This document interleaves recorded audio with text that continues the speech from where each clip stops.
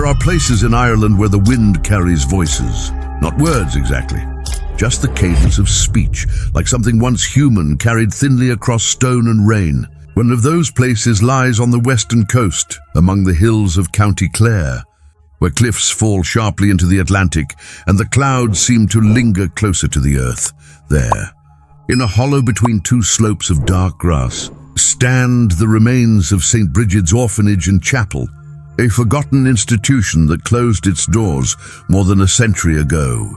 The roof of the chapel has long since fallen in, the pews reduced to ash and splinter, and the bell tower leans like a warning. Yet even now, locals say that if you stand in the nave at dusk, you'll hear the faint murmur of a choir, children's voices singing through walls that no longer exist. It's the kind of story one hears whispered in rural towns, passed down through families who no longer remember when it began. But St. Brigid's is different. It isn't only a tale of ghosts. It's a story carved into record books, newspaper clippings, and parish ledgers, all pointing to a tragedy so carefully erased it almost vanished from history, almost.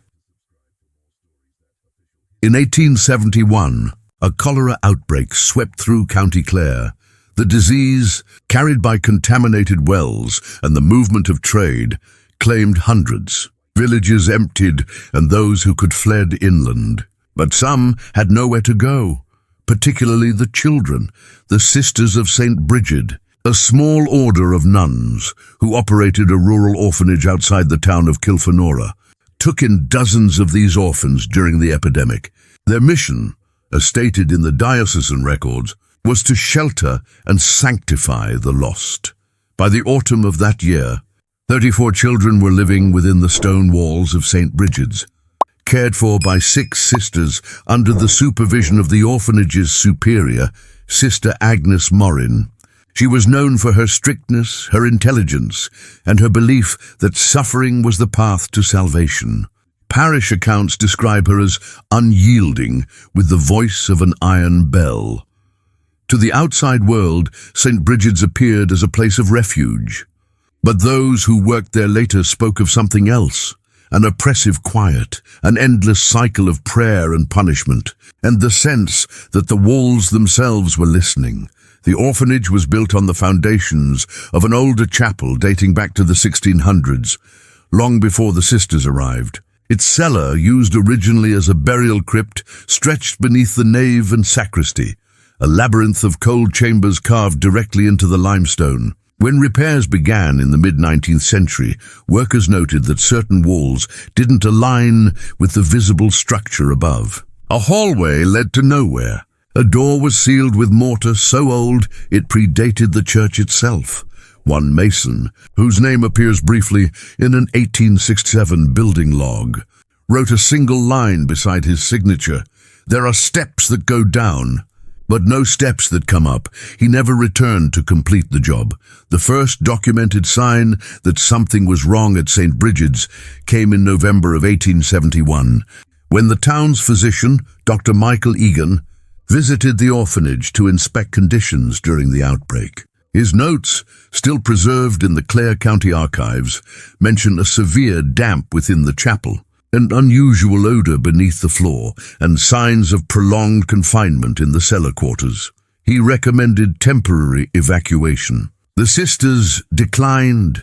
A week later, the orphanage ceased all correspondence with the diocese. What followed became known locally as the Winter of Silence. No one entered or left St. Brigid's for nearly 3 months. The priest assigned to oversee confessions later claimed the sisters had retreated into fasting and prayer as an act of purification during the epidemic. But whispers began to spread of locked doors, of children no longer seen during morning mass, and of candlelight flickering through the chapel windows long after curfew.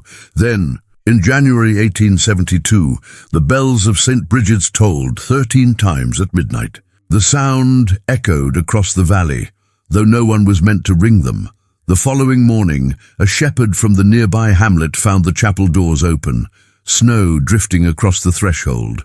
The altar candles were still burning, but the building was empty. Every sister, every child gone.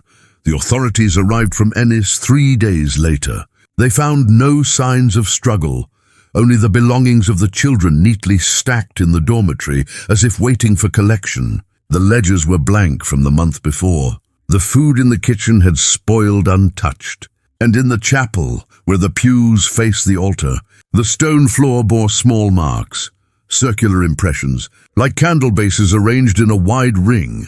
At the center of that ring, they found a single object, a rosary, its crucifix darkened as though it had been heated. The beads were counted and matched, 34 in total. When the constable turned one of the stones near the altar, it shifted under his hand, revealing a hollow space beneath.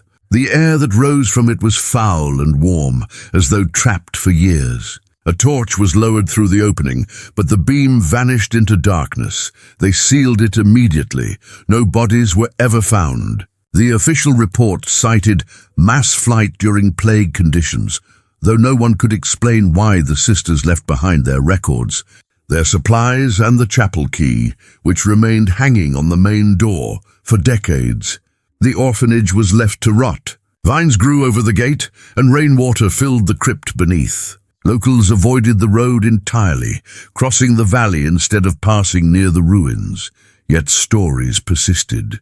Farmers heard singing at dusk. Shepherds claimed to see small figures moving by the chapel walls when fog rolled in from the sea. One woman swore that she found a child's handprint on her window one morning, pressed from the inside. Though the house had been locked, in 1922, a group of surveyors mapping the region for new power lines camped near the old orphanage. One of them, a man named Patrick Gowan, kept a journal. His entries, later recovered from his estate, describe a single night in unsettling detail.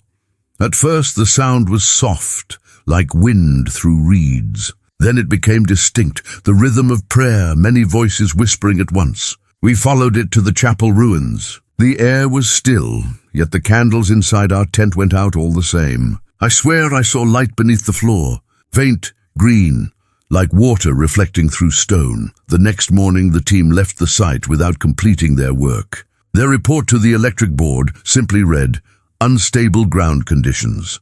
The land was purchased by the church in 1935 and declared off-limits to the public. For nearly 50 years, St. Brigid's lay untouched, its history fading from official record. Only a few parish historians kept the name alive, noting the peculiarity of the missing orphanage files in the diocesan archives. Then, in 1984, during restoration work on the adjoining cemetery wall, 2 laborers uncovered a sealed stairway beneath a layer of stone. It descended into darkness, the air damp and heavy with age.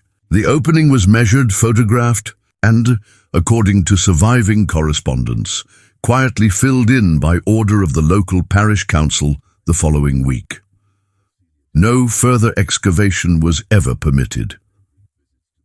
But something strange happened afterward.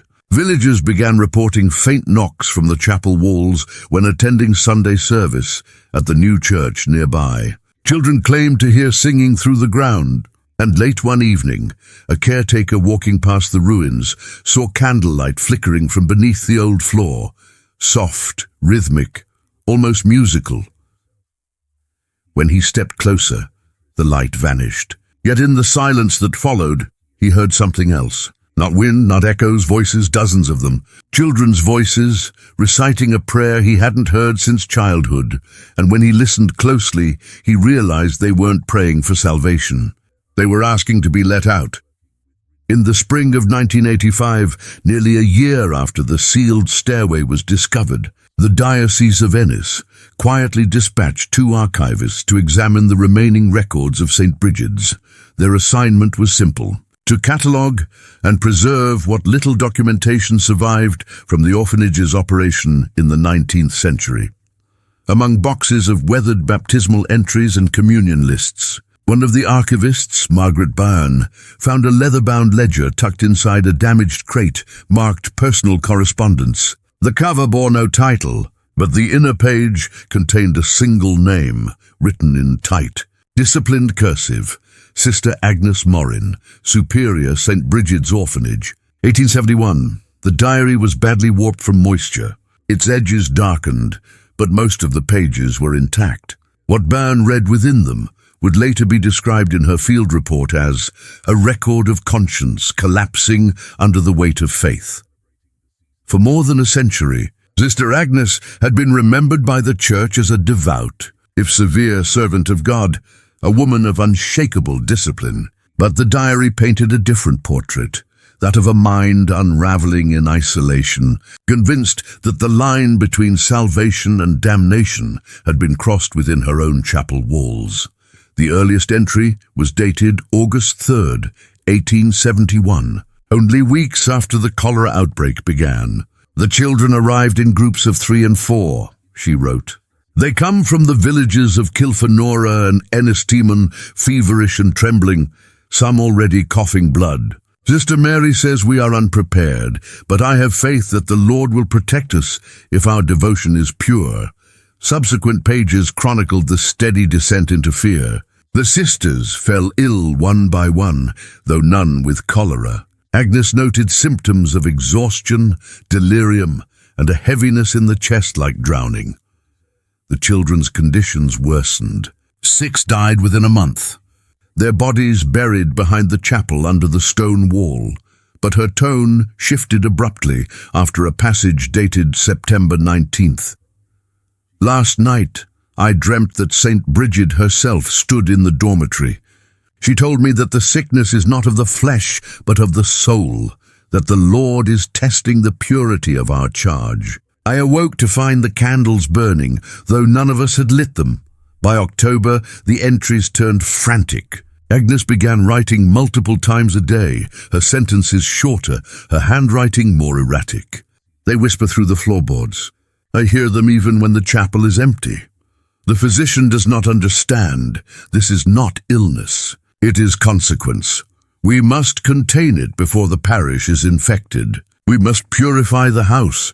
The word contain appeared 16 times in a single page. On October 22nd, she recorded a vision. She claimed that during evening prayer, one of the orphans, a girl named Brigid Nolan, aged 8, began to speak in a voice not her own. The child recited the Lord's Prayer backward and then fainted. When she awoke, she said only one sentence. Mother says the floor is hungry. The sisters restrained her, fearing possession, and kept her under constant watch. Within days, other children began reporting voices beneath their beds, whispers coming from the cracks in the stone.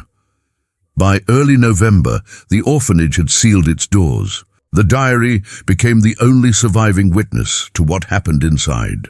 The sickness has changed, Agnes wrote. The air grows thick. The candles will not burn. When I kneel, I feel the ground move beneath me like breath. I know now that this house was never ours. We built over something buried. She began fasting, convinced that divine revelation would come through suffering. The entries grew longer, more feverish, shifting between prayer and confession. The children cry in their sleep. They speak of those below. I asked what they mean, and they say, the ones waiting for us to finish the hymn. Sister Mary insists we must leave, but the gates have rusted shut. No key will turn. We are meant to remain until it is done. On November 13th, the tone changed entirely. The writing was smaller, neater, detached, almost calm. It has been revealed to me. The cholera was sent as a cleansing. The Lord has chosen his innocent vessels to suffer for the sins of the parish. We are to make an offering. Tonight, when the bells toll, we will descend to the old chapel. There is a chamber beneath the floor. It was sealed for a reason. There we shall pray until he answers. The remaining pages were stained and partially illegible, but certain fragments stood out, disjointed, desperate. The light comes from below. We are 34. He will take the pure first. Their songs have begun. The final entry, written in shaking lines across the bottom of the page, read, If the door is sealed, then our voices will carry. We will sing until he forgives us. And then, beneath it in smaller writing, Forgive me, Lord, for what I have locked away. Margaret Byrne submitted a summary of the journal to the diocesan committee, along with a typed transcript. Within a month, The church declared the material unfit for public dissemination and sealed it under historical custody. But Byrne, unsettled by what she'd read, made a personal copy. 2 years later, she left her position and returned to Dublin, where she gave a lecture at Trinity College on religious isolation and moral contagion. During the session, she briefly mentioned an Irish orphanage where purification and punishment became indistinguishable. The audience thought it an allegory, but Byrne's personal papers, discovered after her death in 1999, tell a different story. Among them was a single cassette tape labeled St. Brigid's 1985. When archivists played it, they heard static, followed by faint, rhythmic sound, like breathing through stone. Then unmistakably the murmur of voices, children's voices. They weren't crying, they were singing, the same hymn transcribed in the final pages of Sister Agnes's diary, Salva nos, Domine, de morte aeterna. Deliver us, O Lord, from eternal death. Modern analysis later confirmed that the recording was authentic. No audio splicing, no layering, no tricks of frequency. The sound originated from a confined space with no natural reverberation. When investigators returned to the chapel ruins in 2001 to search for its source, they found nothing. The foundation had collapsed years earlier, the crypt flooded. Yet the walls of the sacristy still carried faint markings, lines scratched into stone by a sharp object. They formed letters, half erased by time. We are still below. By the early 2000s, St. Brigid's had passed from rumor to curiosity. A handful of journalists had written about the orphanage, though most dismissed the legend as a mix of famine-era fear and Catholic guilt. But that changed in 2004. When a team from the University of Galway's Department of Archaeology was granted limited permission to survey the ruins for a documentary on lost institutions of Ireland. Their lead investigator, Dr. Eamon Rourke, was a measured man trained in forensic anthropology. He'd excavated famine graves before and knew the myths that cling to tragedy. We expected bones, he later said, but not the kind that speak. The work began in June, a cool, bright season when the coast is nearly always wrapped in mist. Using ground-penetrating radar, the team mapped the area beneath the old chapel. What appeared first were irregular cavities, roughly circular, no deeper than 3 meters. Rourke assumed they were root systems or collapsed cellars. Then on the third scan, the monitor showed a perfect line of voids, evenly spaced. 34 in all. They were positioned directly beneath where the pews once stood. Excavation was authorized the following week. The first few days unearthed little more than fragments, rosary beads, candle holders, scraps of linen blackened by soil. But at 1.6 meters down, one student struck stone. It wasn't natural rock, but a wall, smooth and deliberately mortared. When they cleared more soil, they uncovered the outline of a low doorway, sealed with centuries-old cement. Rourke's notes describe the moment succinctly. Entrance located beneath the altar. Unrecorded structure. No external access visible. They drilled a small borehole for inspection and lowered a fiber-optic camera. The feed showed a narrow corridor running east-west, the ceiling only a few feet high. Dust motes floated in the light, but no movement. On one wall, a crucifix hung at an angle. Beneath it, a wooden door, or what remained of one, stood half open. Inside the chamber beyond, something gleamed. At first, they thought it was water, reflecting the camera's light. Then the image steadied, and they saw the surface was solid, a layer of glass or crystal sealing the floor. Beneath it lay faint, indistinct shapes. The excavation halted pending safety clearance. But curiosity has its own gravity. That night, without official approval, Rourke and his assistant returned with portable lamps and a crowbar. The rest of the team was asleep in the van. The air inside the corridor was stagnant and cold. The lamps cast long shadows along the limestone. As they approached the open door, they noticed the sound, a low hum, almost mechanical, yet steady as breathing. Rourke described it later as the resonance of trapped air in a living body. They entered the chamber. It was smaller than expected, maybe 15 feet across, its walls lined with plaster darkened by moisture.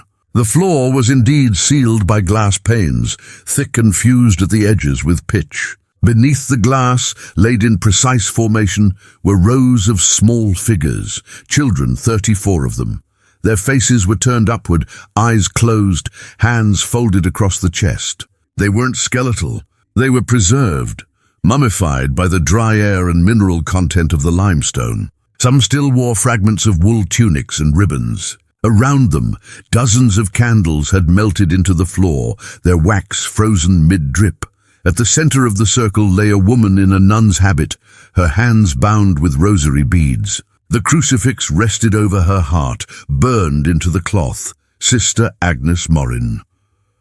Rourke would later claim that the air changed the instant he entered, that pressure built in his ears, like descending underwater. The humming grew louder. His assistant, frightened, urged him to leave, but he was transfixed. Their mouths were slightly open, he wrote. As though still mid-song, he reached down to test the surface of the glass. It was warm. Then the lamps flickered. For a brief moment, light pulsed beneath the glass, a dim orange glow that moved from one end of the chamber to the other, like breath passing through lungs. Rourke stumbled back and the hum ceased. When he returned the next morning with the full team, the light was gone, the warmth dissipated, but the glass was cracked. News of the discovery leaked within days. The church issued no statement. The government ordered the site closed for biosafety concerns, yet copies of the photographs taken that night circulated quietly among academics. Grainy images showing the figures beneath the glass, perfectly preserved, their hands clutching small wooden crosses. One photograph in particular drew attention. The woman at the center, her eyes half open, her lips parted. A thin thread of something dark ran from her mouth to the nearest child, connecting them. Forensic analysts could not determine its composition. By August, the chamber was sealed again, this time under supervision of the National Heritage Office. All artifacts were removed, catalogued and stored in Dublin. But Rourke's personal journals tell a different story. We sealed them, but the sound continued. I heard it through the soil when the machines left, a vibration, faint, like singing beneath the earth. 3 weeks later, Rourke disappeared. His car was found near the cliffs at Doolin, keys still in the ignition. In the boot, police discovered a recorder and several rolls of undeveloped film. The recorder contained 46 minutes of sound, captured the night before he vanished. The first half was ordinary field audio, wind, insects, the distant surf. Then came a rhythmic tapping, steady as a metronome. After that, a voice, a child's whispering in Latin, the same phrase repeated again and again, Salva nos, Domine. The recording ends with Rourke speaking softly, almost pleading, I can hear you. Tell me where you are. Then silence, a faint exhale. And just before the tape clicks off, 34 voices reply in unison, below. In 2006, an independent review panel attempted to reopen the case, but found the crypt fully collapsed. Floodwater had filled the corridor, and the entrance was declared too unstable for excavation. The official report concluded that further intrusion risks the total loss of structure. Still, residents of Kilfenora say that when heavy rain falls, the ground near the chapel hums, a low vibration rising through the soil, strongest where the altar once stood. One local farmer who grazes his sheep nearby told a reporter, sometimes the earth moves like something breathing underneath. The dogs won't go near it. And every year, on the anniversary of the orphanage's closure, the new church a mile away experiences a strange phenomenon. The bells ring 13 times at midnight, though no one is in the tower. No one has ever managed to stop them. By 2011, St. Brigid's had become more than an urban legend. The case was now studied at conferences on religious psychology and mass delusion, though few academics dared to speak of what had actually been found beneath the chapel. Officially, the government's report described a sealed crypt containing mummified remains of unknown origin.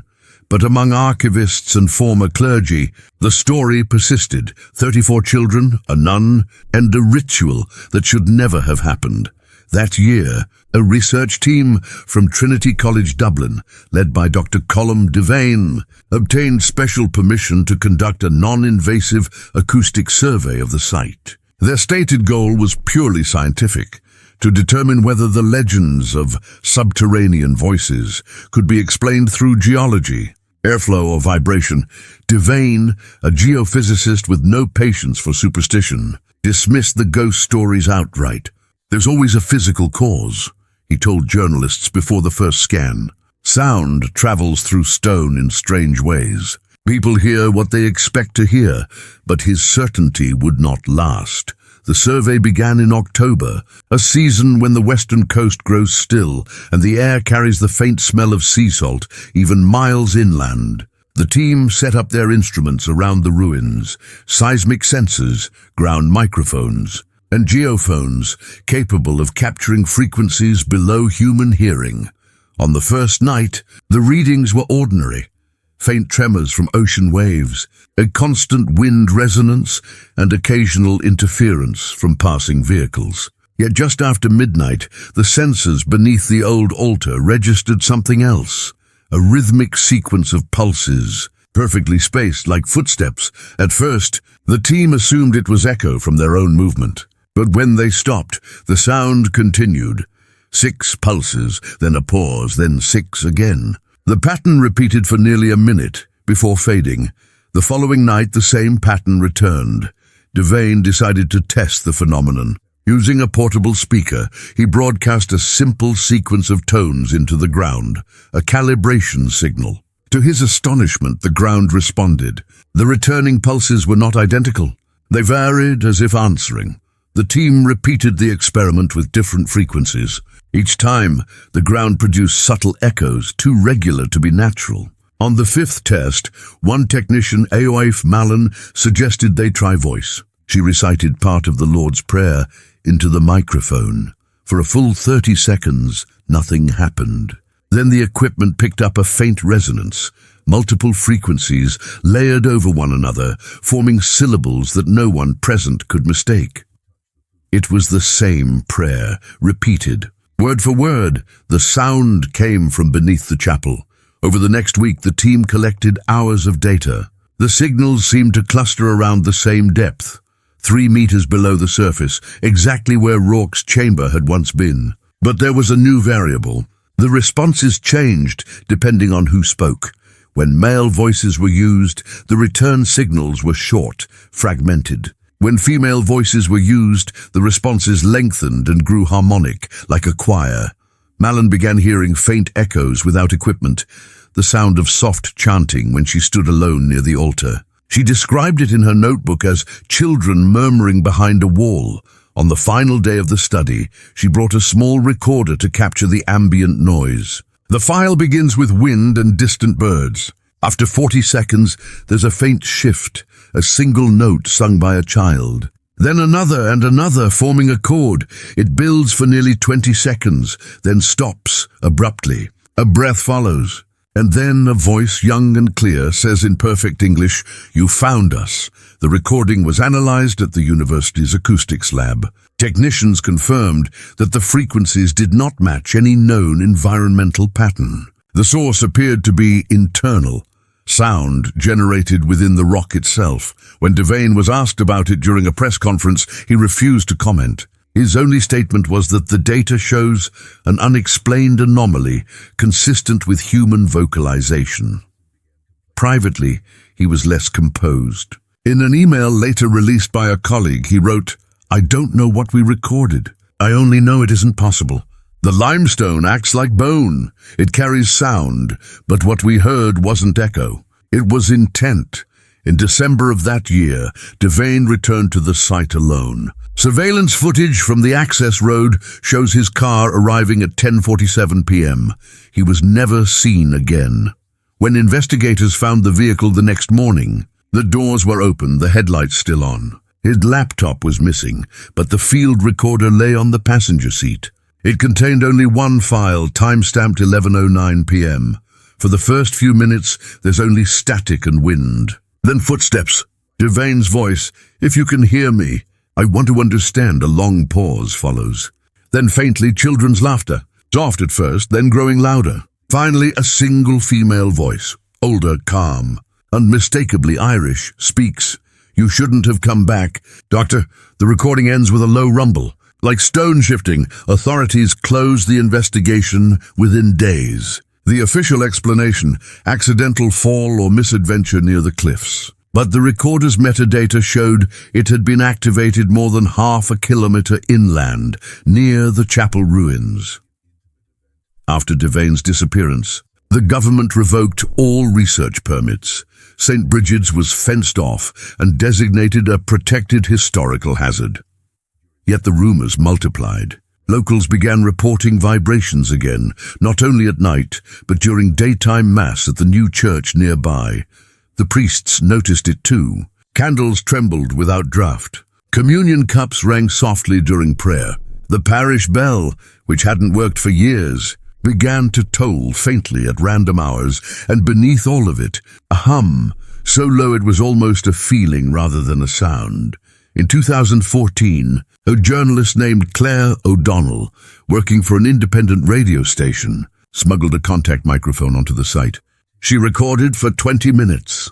When she played it back, the first half was silence. The second half contained a heartbeat, not mechanical noise, not vibration. A rhythm, slow, steady, unmistakably human.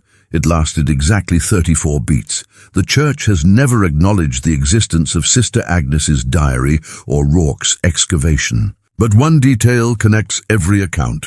The same prayer, repeated through decades of static, soil, and stone. Salva nos, Domine. No matter how many times the recordings are replayed, the voices always fade before the final word. They stop just before Eterna, as if waiting for someone above to finish it. In 2018, the parish council proposed demolishing the remaining chapel walls. The plan was quietly withdrawn after an engineer inspecting the site suffered a sudden seizure during ground resonance testing. His report, unfinished, contained a single handwritten line at the bottom. "The walls are breathing again. Today, access to the area remains restricted." Visitors who trespass describe hearing faint singing near the grass-covered foundations, not mournful, but rhythmic, like a lullaby. The sound rises for a few seconds, then fades into the wind. Locals say that if you stay long enough, you begin to hear a second voice, a woman's, keeping time with the children. They call her the keeper of the door, the one who sealed it and still guards what lies beneath. And every few years, when the storms come in from the Atlantic and the bells of Kilfenora toll on their own, someone claims they can hear her whisper carried through the rain. It was never the plague. By 2020, the story of St. Brigid's had almost slipped back into silence. The fences rusted. The parish no longer spoke of it. What remained were fragments, sound files in university archives, blurred photographs, and a handful of letters exchanged between frightened people who had once gone looking for truth and found something older than faith. Yet every legend leaves a residue. In late winter of that year, an elderly woman named Kathleen Morin, claiming descent from Sister Agnes's brother, contacted a local historian. She said a box had been discovered in her attic, sealed behind a false wall. Inside lay a pocket-sized prayer book, a wooden rosary fused together by heat, and a small cylinder of brass. Marked simply, "For the day they listen." The cylinder was a phonograph spool, the kind used in the 1880s. When played, it carried no music at first, only the dry hiss of age. Then beneath the noise, a woman's voice. "If this is heard, then mercy has not yet ended." The voice was calm, deliberate, measured between breaths. "We did not kill them. We kept them from death. The sickness had taken their souls before their bodies. We only closed the door so that the song might hold them until he returns." The spool ended abruptly, leaving the room in absolute stillness. Those present said the air grew colder, as if sound itself had drawn warmth away.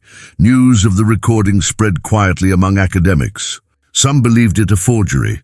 Others feared what verification might prove. The National Museum requested the artifact for analysis. Spectrographic testing confirmed the cylinder's material dated to the late 19th century. The voice, when compared to surviving samples of Sister Agnes's handwriting rhythm, matched the cadence of her diary entries almost perfectly. But the most disturbing element wasn't her confession. It was what followed when the audio was slowed by 50%. A faint chorus, children's voices layered beneath her words, humming a single sustained note. The note corresponded to the frequency once recorded by Dr. Devane's seismic instruments. That spring, a documentary crew was granted permission to film at Kilfenora. Their producer, Sean Lavery, wanted to expose the church's cover-up.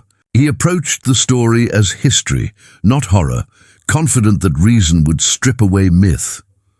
They arrived in March, setting cameras around the perimeter and using drones to capture aerial shots of the ruin. For 3 days, nothing unusual occurred. Then on the 4th night, one of the cameras facing the altar began recording on its own. The footage, later recovered from cloud backup, shows the site under full moonlight. At 00:13, a faint mist rises from the grass. The ground trembles slightly, as if the lens were vibrating. At 00:22, light appears beneath the soil, a diffuse glow spreading outward in slow pulses. At 00:30, the camera's audio captures a sound faint but distinct. Children singing. They sing the same melody heard on Byrne's 1985 cassette. The Latin words emerge clear, strong, and heartbreakingly pure. Salva nos, Domine. Then from somewhere closer, a woman's voice joins them, not pleading but guiding, keeping time. The chorus builds until the microphone distorts. At 00:57, the light fades, the ground stills, and the recording cuts to black. When the crew returned the next morning, they found shallow depressions in the soil, 34 small hollows, forming a perfect circle around the altar's remains. No footprints led to or from them. Lavery insisted on reviewing the audio on site. As he replayed the hymn, the sound began to echo, first from the speakers, then faintly from the ground itself, perfectly synchronized. The generator failed seconds later. None of the equipment worked again. The footage went viral for a week before being removed. Officially, it was dismissed as digital manipulation. But several sound engineers who examined local copies noticed something peculiar. In the spectrogram of the children's song, there appeared a visual pattern resembling a word written across the frequencies. Open. Within months, storms rolled across County Clare. The sea battered the cliffs. The valley flooded. When the rain subsided, villagers discovered that part of the hillside behind the chapel had collapsed, revealing a hollow cavity. Inside was a fragment of the original crypt wall, smooth and dry despite the weather.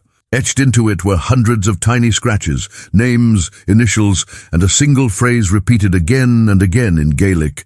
Aist Lynn. Hear us. Authorities sealed the site once more, citing safety concerns. But something had changed. The parish priest reported that each night after Vespers, the new church's organ played a single note on its own. Always the same tone, the same as on the phonograph, the same as the hum beneath the earth. He wrote to the diocese, "If this is imagination, then the walls of this town share it." In 2021, Kathleen Morin died peacefully in her sleep. At her funeral, the attending choir, without instruction, sang an unfamiliar hymn. When questioned later, the organist swore he hadn't chosen it. He'd simply followed the keys as if guided by another hand. The melody matched the hymn of deliverance from the diary of Sister Agnes, the song meant to free the souls of the children. Those who heard it said it sounded unfinished, ending on a suspended chord that felt like holding one's breath. 2 days later, the valley around St. Brigid's flooded again. When the water receded, the grass where the orphanage once stood was flattened into precise concentric rings, 34 and 1 at the center.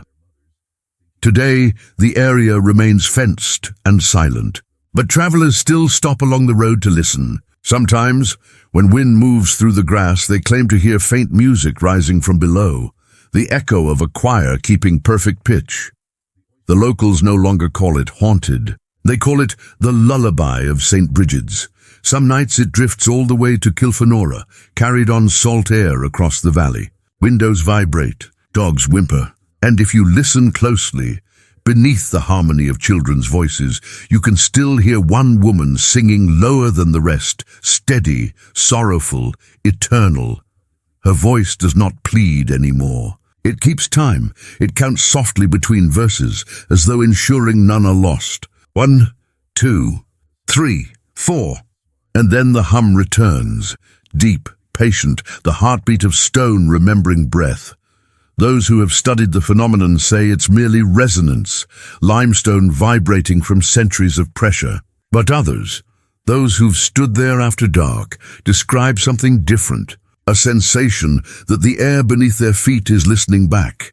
They say if you whisper the prayer from Sister Agnes's journal, the wind will still to hear you. And if you dare to finish the word that no recording ever completes, Eterna, the valley answers with a final note, long and low, fading into silence. Maybe that's all the story ever was, a hymn caught between earth and sky, sung by those who feared death so much they tried to outwait it. Or maybe it's something simpler, a lesson whispered through time, that some prayers once begun cannot end until someone answers. And beneath the ruins of St. Brigid's, where limestone breathes and water sings, the voices of 34 children and one unbroken vow still rise together, a chorus without fear, carried endlessly upward through stone. Salva nos, Domine, de morte eterna, deliver us, O Lord, from eternal death.